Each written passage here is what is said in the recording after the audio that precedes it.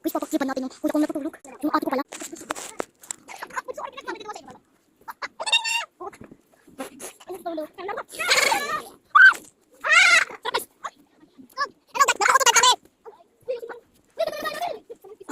Guys, ayoko na guys, napalisod ako. Nambulan na lang kami. Ayan o, ayan.